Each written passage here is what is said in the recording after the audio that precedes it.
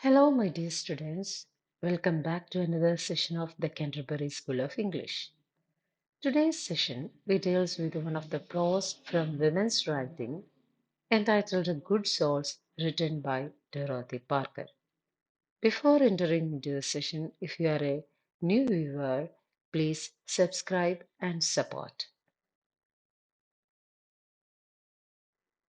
First of all, we have to know about the author itself. This is Dorothy Parker. We have to know about Dorothy Parker. Dorothy Parker was born on August 22nd, 1893, in East End, New Jersey.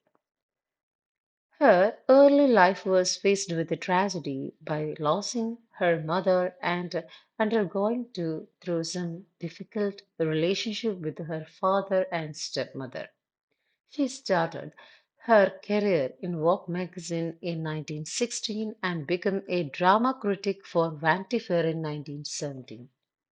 Later, she married Edwin Pond Parker II in 1917 and divorced in 1928, but retained his surname Parker professionally.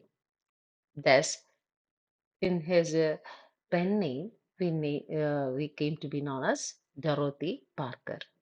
She belonged to an informal literary group called Algonquin Round Table. It's an informal literary group formed in 1920s where Parker became known for her quick wit, sharp critiques, and other humor activities. The members include Robert Bletchley, Robert E. Sherwood, James Straber, and others. Parker was seen as a symbol of liberated women of 1920s, and she is known for her intellectual and humorous commentary on society. Regarding her literary achievement, her first collection, that is Enough Rob, published in 1926, was a bestseller. Later, it is followed with another collection, Sunset Gun, Death and Taxes, and her collected poems, Not So Deep, as well. She also published short stories include Big Blonde 1929, and for this story collection she won O. Henry Award, and her collections include Lemons for Living published in 1930 and After Such Pleasures 1933. She is known for her wit, irony, dark humor, often exposing social fibers through her personal experience and observations. Our current prose, Good Souls. It is initially published in June 19 in Vanity Fair magazine. Its theme is a character study focusing on social behaviors and human nature, exemplifying Parker's sharp observational skill. It is written during a period of social change in a post-World War I period with shifting tendencies among human beings, attitudes, behaviors, and is considered as the roaring 20s, 1920s. So, we have to go to the main content, good soul. So, what is a good soul? So, good soul. What do you mean by good soul?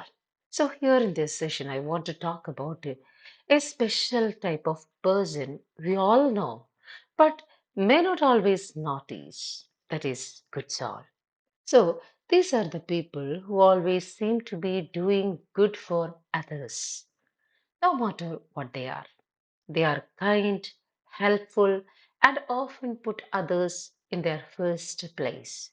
They sacrifice their own happiness, their own time, their own effort for helping others. So, good soul is a person who is always kind, helpful, and put others first, but often doesn't get the recognition they deserve. But here, these good souls, even though they try so hard, they don't always get the recognition or thanks they deserve. They think about Do you think about the last time you had a neighbor who offered to mow your lawn without you asking?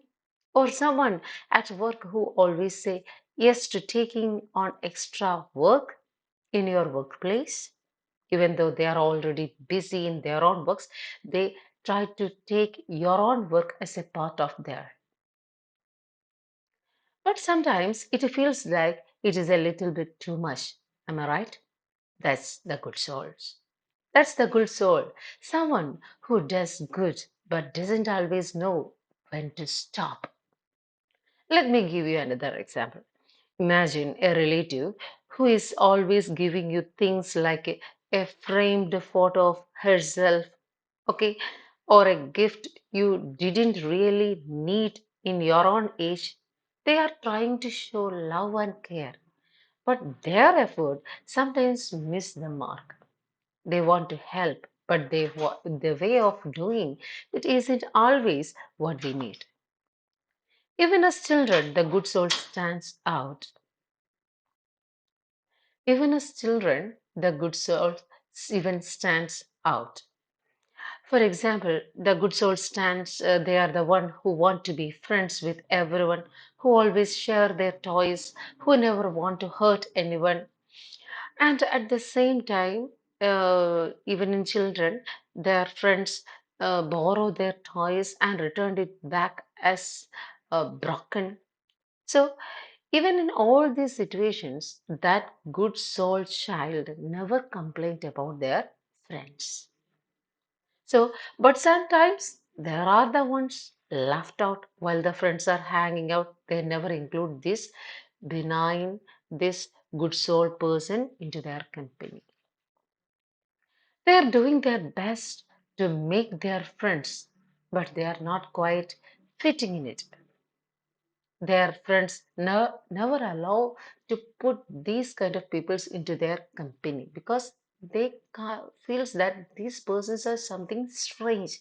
They are not at all a part of their company, but at the same time they utilize these type of children to do their homework, to borrow their snacks, to share their snacks, to borrow their toys, etc. But they never consider it as a part of their company. They are doing their best to make their friends, but they are not quite fitting in. As they grow older, the good souls doesn't change. They still try to please others, often without realizing that their kindness isn't always received the way they intended. You might know someone who goes out for their way to care for others, but they don't always get the same kindness in return. They give, but they don't always get. Yes, good souls always give kindness, their time, their effort, their money, their everything to others. They sacrifice their time, effort, all things to others, but they don't always get. They live by rules of politeness. These are some of the challenges that the good souls encounter in their life.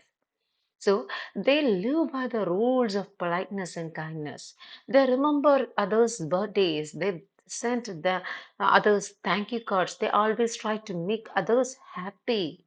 But when their special day comes on, when their anniversaries, when their birthdays comes on, no one seems to notice it. No one sends them their birthday cards. No one even wish them.